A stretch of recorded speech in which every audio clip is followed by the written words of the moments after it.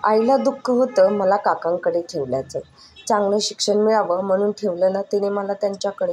पण मी भलतं शिक्षण घेतलं. अर्थात हे तिचं मन, माझं नव्हे. आता काळी जादू करणं ह्यात काय वाईट आहे? मला तर खूप रस वाटतो त्यात. ब्लॅक मॅजिक, तंत्रमंत्र, सुया टोचलेली भांगी, मंतरलेला केस, उभं चिरलेलं लिंबू, बुक्का, कुंकवाचा मळवट, सारं काही इंटरेस्टिंग. खूप खूप इंटरेस्टिंग. माझं मन रमतं त्यात. आता ह्यात माझा काय दोष आहे? तसंही नोकरीत किंवा अगदी सरळसोट बिझनेसमध्ये तरी काय ठेवलंय? आणि सर्वांनी सरदोपट मार्गाने जावं असं थोडंच आहे. शेवटी उपजीविकेचं, पैसे मिळवायचं काहीतरी साधन हवंच ना. ते हे असलं म्हणून कुठे बिघडलं?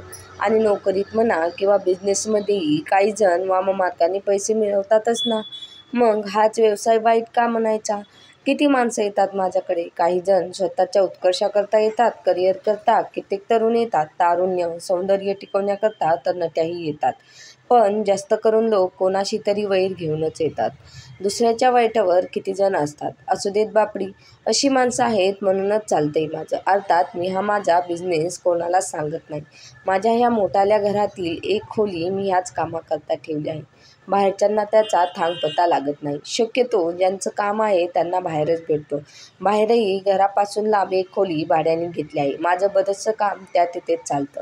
माझ्या घरातील ही खोली मी शक्यतो एकटा असतानाच वापरतो.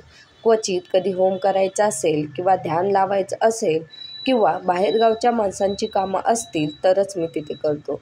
मी बाकी सर्व कामात निष्णात झालो आहे. पण कोणाच्या मनाचा ताबा घेणं मला अजून जमत नाही. ते जर जमलं असतं तर मी इतके दिवस लग्नाचा राहिलाच नसतो.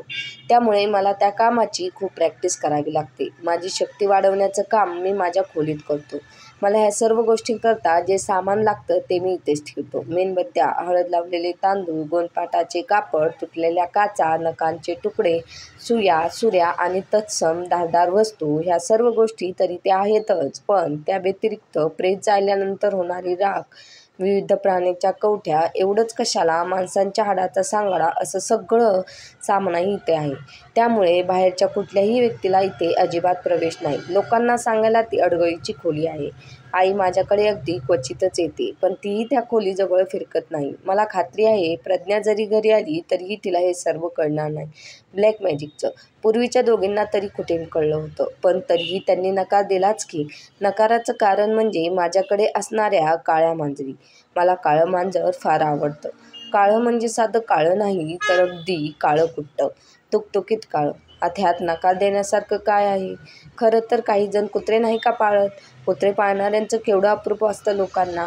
मला मात्र कुत्रे अजिबात आवडत नाहीत. त्यांच्या त्या मालकाबद्दलच्या पजेसिव्हपणाचा मला अगदी राग येतो. कुणावरही एवढं प्रेम करायची काय गरज आहे? त्यापेक्षा मांजरीसारखं असावं. त्या कशा सर्वांपेक्षा जास्त प्रेम स्वतःवर करतात. नेमका मला हाच गुणधर्म आवडतो. आता मांजरीमध्येही काळ्या मांजऱ्याच का? याचं उत्तर माझ्याकडेही नाही. आवडतात, झालं. माझी पहिली काळी मांजर माझ्याकडे एका पावसात आली. झाली त्याला आता बरीच वर्ष. मी कॉलेजच्या शेवटच्या वर्षाला असेल. तसे काकांकडून मंत्र, तंत्र, विद्या शिकणं चालूच होतं. पण आईच्या दबावामुळे नोकरीच्या शोधातही होतो.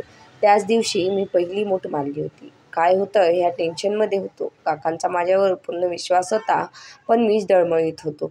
त्याच दिवशी ती पहिली मांजर आली. बघताच तिच्या प्रेमात पडलो. काळी कुट्ट पण तुकतुकीत, गारगोट्यासारखी भेदक. त्या डोळ्यांमध्ये पाहताना का कुणास ठाऊक, पण मला माझी शक्ती वाढल्याचा भास झाला. त्या दिवशी मारलेली मूठ यशस्वी झाल्याचं 3 तासात कळलं. मग काय, जाम खुश झालो मांजरावर. शुभशकुनी म्हणून तिला पाळायचं ठरवून टाकलं. ती मांजर तेव्हा प्रेग्नंट होती, म्हणून तिचं नाव पेटू ठेवलं. ते कायमचंच. पेटूला 5 पिल्लं झाली. त्यातली 2 गेली. उरलेल्या तिघांमधील एक पांढरं होतं, ते देऊन टाकलं. उरलेली 2 पेटूसारखीच काळी कुळकुळीत चकचकीत, ती ठेवून घेतली. नंतर मग माझे पाळायचा छंदच जडला. आता काका काकी दोघंही नाहीत. आई असून उपयोग नाही. ती माझ्याजवळ राहायला तयार नाही. माझ्याकरता मुलगी बघायलाही तयार नाही. मी एकटाच राहतो आणि माझ्याबरोबर ह्या 5 काळ्या मांजरी.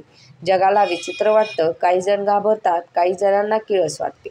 ह्या मांजरीमुळं माझ्या घरात कोणीही फिरकत नाही. मला याची पर्वा नाही. माझा तर वेगळाच कयास आहे. माझ्या मते काळ्या मांजरी काळ्या जादूला पूरक आहेत. त्यांच्या वास्तव्याने ब्लॅक मॅजिकची पॉवर वाढते.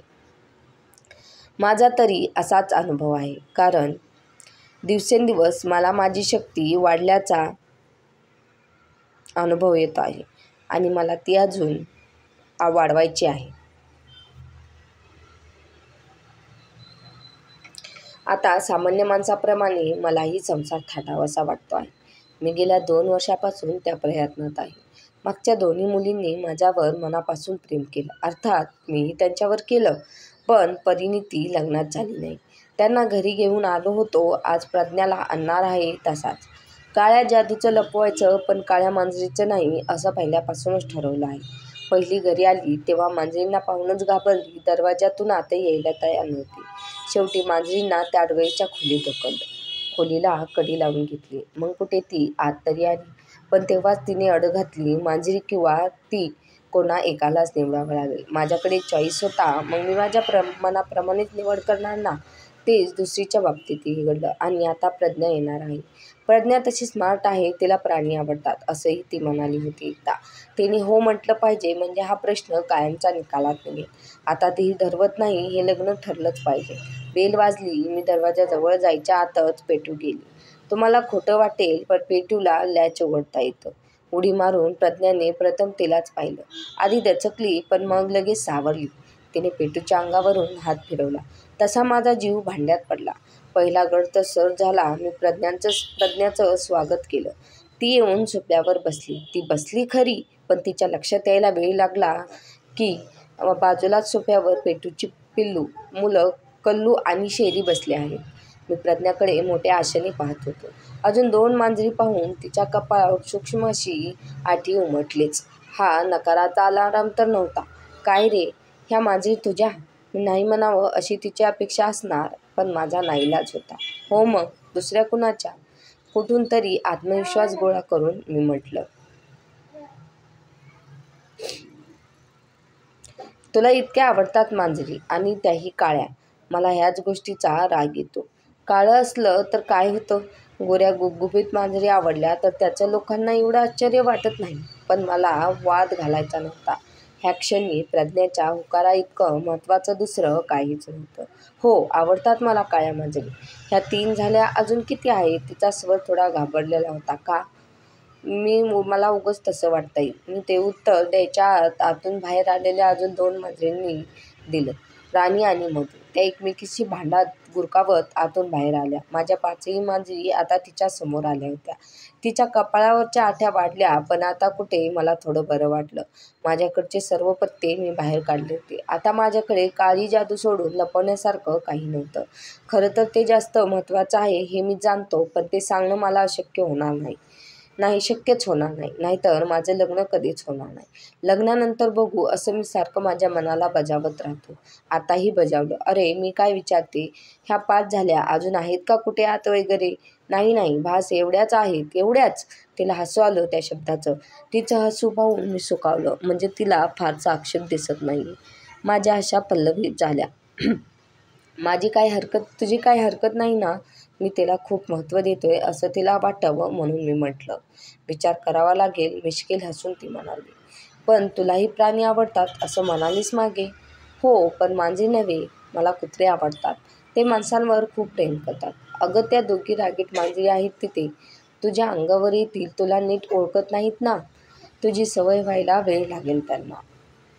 मी माझ्यावरच खुश झालो. मस्त, कारण आठवलं मला आयत्या वेळी आता तरी नाही जाणार असं वाटलं. पण माझं नशीब त्यावेळेसही चांगलं नव्हतं बहुधा. तिने हेका सोडला नाही. उलट मी तिला उगाच घाबरवतोय असं वाटणं ते अजूनच हट्टाला पेटले. मला भीती दाखवतोस त्यांची? छे, मी कुठे दाखवतोय भीती? तूच घाबरतेस त्यांना. चेहराच सांगतोय तुझा. मी सुचेल तसं बोलत होतो मी. मी मुळीच घाबरले नाहीये. हो, मग जाऊन दाखव एकटी, मी मुद्दामच म्हणालो. मला वाटलं ती जाणार नाही, पण आज माझे ठोकताळे साफ चुकत होते. ती माझ्या बोलण्याकडे लक्ष न देता निघाली. बघ हं, पण त्या दोघी नक्की गुरकावणार तुझ्यावर. नखं मारतील तुला, उडीही मारतील तुझ्या अंगावर. मी तिला अडवण्याचा शेवटचा प्रयत्न केला, पण तो अयशस्वी झाला. ती त्या खोलीत गेलेच. मी इथे अस्वस्थपणे फेऱ्या मारू लागलो. जिंकत आलेला डाव एकदम पलटला होता. माझं भवितव्य परत एकदा गर्तेत गेलं होतं. माझ्या नशिबात लग्नच नाही हे नियतीने अजून एकदा सिद्ध केलं होतं. प्रज्ञाला गमवावं लागणार हे मला सहनच होत नव्हतं आणि मी ते होऊनही देणार नव्हतो. मला ती हवी होती, खूप खूप हवी होती. ठीक आहे प्रज्ञा, मग आता तुझीही गत त्या दोघींसाठीच. लग्नाला नाही तरी बघ मग माझी कमाल. मला एखादी व्यक्ती हवी असली की मी ती मिळवतोच. माणसाच्या रूपात नाही तर मांजरीच्या. उद्यापासून माझ्याकडे 6 मांजरी होणार. माझी शक्ती अजून वाढणार. माझ्या डोळ्यात रक्त चढत होतं. त्या दोघींनीही नाही म्हटलं तेव्हा चढत होतं तसं, अगदी तसंच.